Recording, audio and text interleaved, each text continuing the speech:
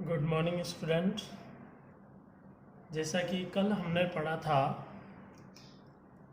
जो second point था हमारा रूपरेखा के अकॉर्डिंग, पहला पॉइंट था हमारा संतुलित व असंतुलित भोजन। उसके अंदर हमने विटामिन कुपोषण, खनिज कुपोषण और प्रोटीन कुपोषण पढ़े। सेकंड पॉइंट जो था वो था हमारा मानव स्वास्थ्य। और मानव स्वास्थ्य में हमने पढ़ा था कि जल जो है वो मानव स्वास्थ्य को किस प्रकार प्रभावित करता है। तो पीने योग्य जल कैसा होना चाहिए और दूषित जल के क्या दुष्प्रभाव होते हैं, उनके बारे में हमने अध्ययन किया। ये था मानव स्वास्थ्य वाले पॉइंट का फर्स्ट पॉइंट। सेकंड पॉइंट आता है मोटापा, यानी कुछ ऐसे प्रकार के भोजन जिनकी वजह से शरीर में एक ऐसा रोग उत्पन्न हो जाता है जो कि शरीर को अत्यधिक ज़्यादा चर्बी उसके अंदर इकट्ठी हो जाती है। तो ऐसे रोग को मोटापा कहा जाता है।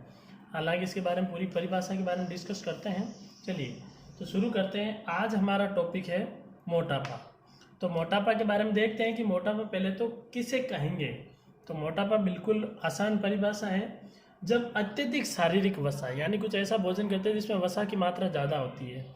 तो अत्यधिक शारीरिक वसा, जिसको अपन फैट भी कह सकते हैं, वो शरीर पर इतनी बढ़ जाती है कि शरीर पर नकारात्मक प्रभाव डालने लगती है। देखो, चर्बी सभी शरीर में पाई जाती है, फैट सभी शरीरों में होती है, लेकिन कुछ शरीर में चर्बी इतनी बढ़ जाती है कि वो शरीर पर बुरा असर डालने लग जाती है, जिससे अन्य प्रकार की बीमारियां उत्पन्न हो सकती है। तो ऐसे रोग को ही मोटापा कहा जाता है, अदरवाइज मोटापा नहीं कहा जाता। हालांकि इसका पैमाना भी बताऊंगा मैं आपको। तो इसकी क्या परिभाषा है, बिल्कुल आसान। जब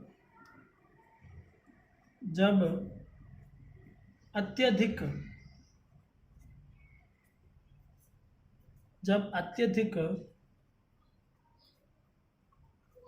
शारीरिक वसा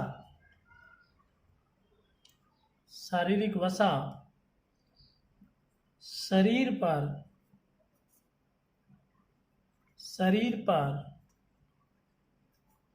इस सीमा तक बढ़ जाती है,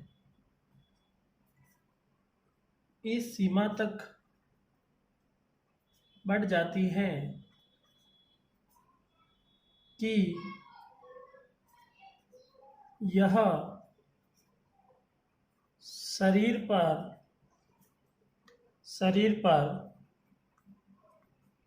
बुरा प्रभाव डालने लगती है।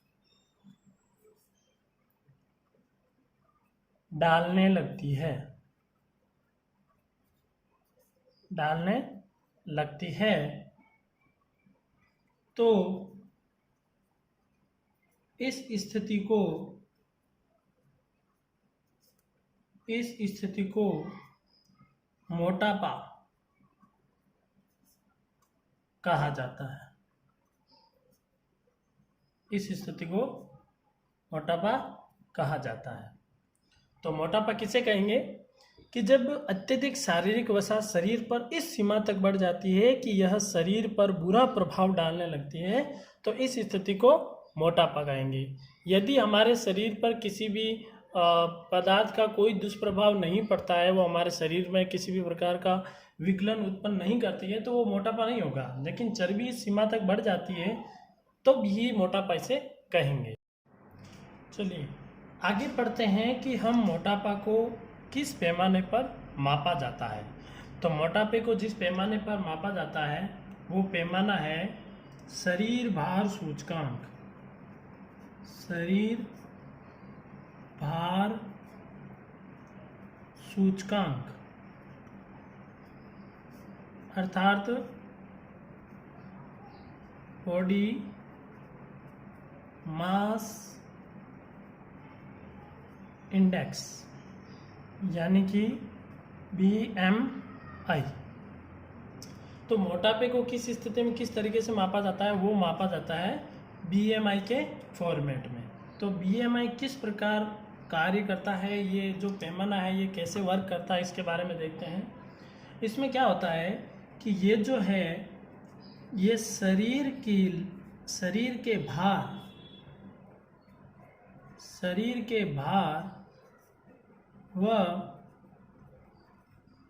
लंबाई का अनुपात होता है।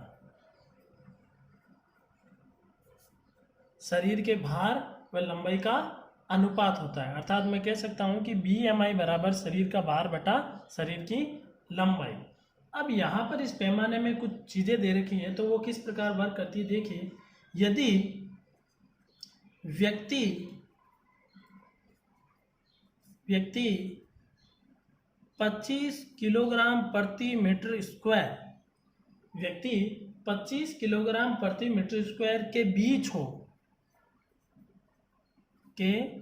बीच हो, यानी इससे कम से लेके यहां तक, तो ये स्थिति कहलाती है मोटापा की पूर्व स्थिति। यानी ये स्थिति कहलाती है मोटापे की पूर्व स्थिति, अर्थात इस स्थिति में मोटापा बढ़ना शुरू हो जाता है। लेकिन जब ये स्थिति 30 किलोग्राम प्रति मीटर स्क्वायर से अधिक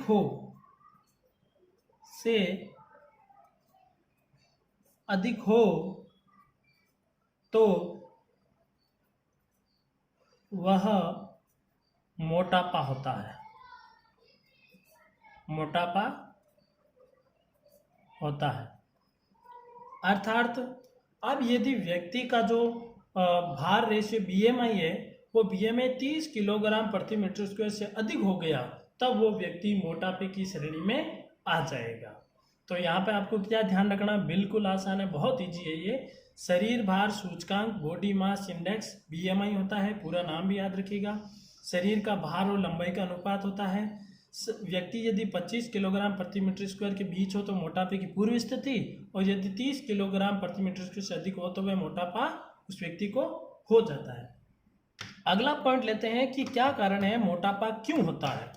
तो ये मोटापा की जो स्थिति है वो उसके क्या कारण है, ऐसा मोटापा क्यों होता है। तो अगला हम पॉइंट लेते हैं मोटापा के कारण, यानी मोटापा क्यों होता है, इसके पीछे क्या कारण है।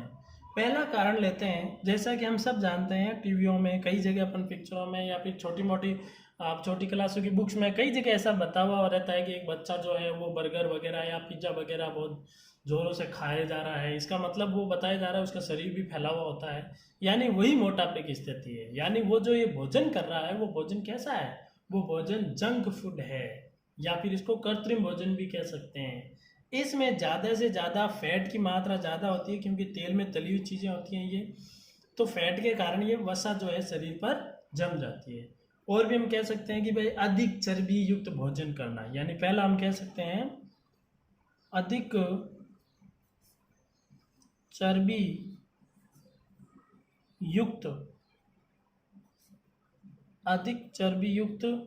भोजन करना, यानी ऐसा भोजन जिसमें चर्बी ज़्यादा है, फैट ज़्यादा है, वैसा भोजन करोगे तो मोटापे की स्थिति आएगी। अगला पॉइंट लेते हैं जंक फूड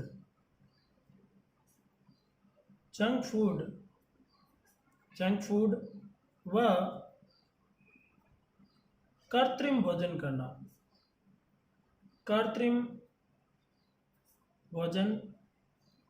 करना, यानी कि ऐसा भोजन जिसके अंदर रासायनिक पदार्थ ज़्यादा से ज़्यादा मिलाए जाते हैं, प्राकृतिक पदार्थ कम मिलाए जाते हैं। इसके अलावा और हम कह सकते हैं किसी व्यक्तियों की भोजन तो बिल्कुल सही करते हैं, भोजन भी बिल्कुल सही रहता है, सब बढ़िया रहता है, लेकिन उनके जो जीवन दिनचर्या जो है वो सही नहीं होती, यानी जीवन यापन सही नहीं होता है। फटाफट खा लिया भागे, फटाफट खा लिया आए सो गए, तो इस प्रकार का जीवन यापन भी मोटापे को बहुत ज़्यादा प्रभावित करता है। तो मैं लिख सकता हूँ व्यायाम व जीवन यापन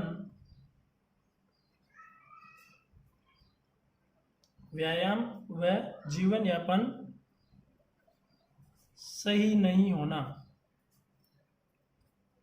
यानी व्यायाम तो करेंगे नहीं, करेंगे तो ढंग से नहीं करेंगे, ये भी इसका कारण हो सकता है। और जीवन यापन सही नहीं है, यानी वो अभी जो मैंने बताया खाया भागे, खाया आए सो गए, उसका कोई मतलब नहीं है, ऐसे तो शरीर पूरा खराब हो जाता है। इसके अलावा और मैं लिख सकता हूँ, एक पॉइंट और ले लेते हैं, ज़्यादा पॉइंट नहीं लेंगे, बिल्कुल शॉर्ट एंड बढ़िया काम करना है। हालांकि इसमें साथ साथ अपन सीख भी रहे हैं, मैं सिर्फ यही नहीं बता रहा हूँ आपको कि बोर्ड एग्जाम में कैसे हैंडल करना, क्या करना, वो तो मैं आपको बताऊंगा ही, वो सारा पढ़ोगे आप तो आपको कोई दिक्कत आनी ही नहीं है, ये मेरा वादा है आपसे। लेकिन साथ में अगर हम पढ़ ही रहे हैं तो ये चीज़ें हमें पता भी होनी चाहिए। सिर्फ ऐसा नहीं है कि 2 चीज़ें बताई सर ने और वही रट ली काफ़ी है, नहीं, ऐसे काम नहीं चलेगा। हमें चीज़ों को सीखते हुए समझते हुए काम करना है, ताकि प्रश्न कितना भी घुमा फिरा कुछ आप जवाब दे सको। अगला ये है कि ऊर्जा के सेवन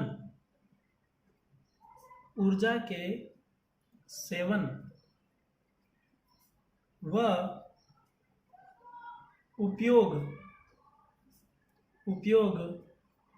के मध्य असंतुलन। देखिए इस पॉइंट का मतलब क्या हुआ, यानी जितनी ऊर्जा का हम उपयोग कर रहे हैं उस ऊर्जा का जितनी ऊर्जा का हम सेवन कर रहे हैं उस ऊर्जा का हम उपयोग ही नहीं कर रहे हैं। यानी कि वही बात हो गई, हमने बहुत सारा खाना खा लिया, तरह तरह की चीज़ें खा ली और आराम से सो गए, उनका कोई यूज ही नहीं कर रहे हैं, तो वो ऊर्जा जो है वही मोटापे का कारण बन जाएगी। इसीलिए हमेशा खाना खाने के बाद नियमित रूप से ऊर्जा का उतना उपयोग करें, चाहे तो वो योगा अभ्यास में करें, चाहे तो कोई अपने वर्क जो भी करते हैं उस क्षेत्र में करें, कहीं भी करें, लेकिन जितनी ऊर्जा का उपयोग किया कम से कम उसका काफ़ी मात्रा में उपयोग भी करना चाहिए। चलिए अब ये हो गए मोटापे के कारण, और भी है लेकिन ये मेन आपको इतना ही ध्यान रखना है, ठीक है। चलिए अगला पॉइंट लेते हैं कि यदि मोटापा हो गया, ये सारी चीज़ें कर ली, अब ये मोटापा शरीर पर क्या प्रभाव डालेगा। यानी मोटापे से रोग,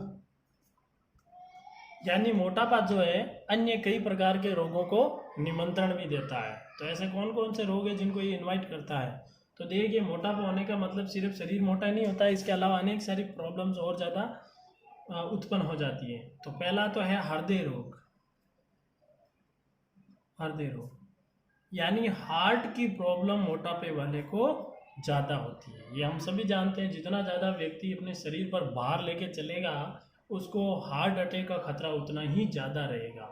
इसके अलावा उनको डायबिटीज़ तो मिलेगी ही मिलेगी। मधुमेह, यानी मोटापे वाले को एक तो हृदय रोग, मधुमेह, और इतना मोटा हो जाता है व्यक्ति कि रात को सो भी नहीं पाता ढंग से, यानी कि निद्राकालीन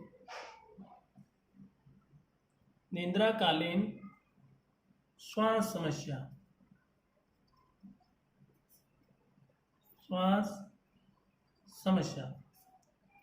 जब सो जाएगा व्यक्ति तो उसको नींद भी ढंग से नहीं आएगी, क्योंकि पूरा शरीर घुट रहा होगा अंदर से, पूरा शरीर एक तरीके से बाहर से अंदर की ओर कंप्रेस्ड हो रहा होता है, तो एक तरीके से उसका मन भी नहीं लगेगा किसी भी कार्य में। तो निद्राकालीन श्वास समस्या हो जाएगी। इसके अलावा मोटापे से कैंसर होने की संभावना भी रहती है।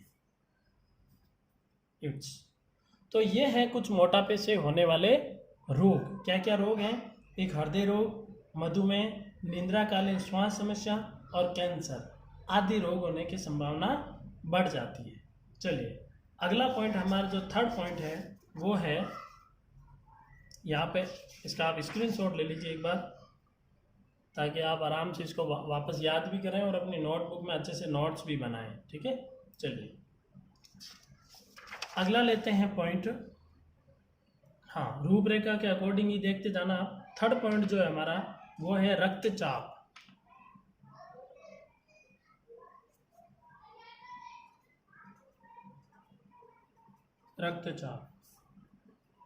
चलिए रक्तचाप के बारे में दोस्तों मैं आपको कल बताऊंगा। आज की सभा को यहीं समाप्त करते हैं। आप जितना काम कराया जा रहा है उसको अच्छे से पढ़ें, याद करें। किसी भी प्रकार की आपको कोई डाउट हो, कोई समस्या हो, तो इस वीडियो के कमेंट बॉक्स में ज़रूर लिख दें कि सर हमें ये समझ में नहीं आया, ये कैसे हुआ। मैं उसका आंसर अगले वीडियो में आपको ज़रूर दूंगा। इसी के साथ जय हिंद, जय भारत।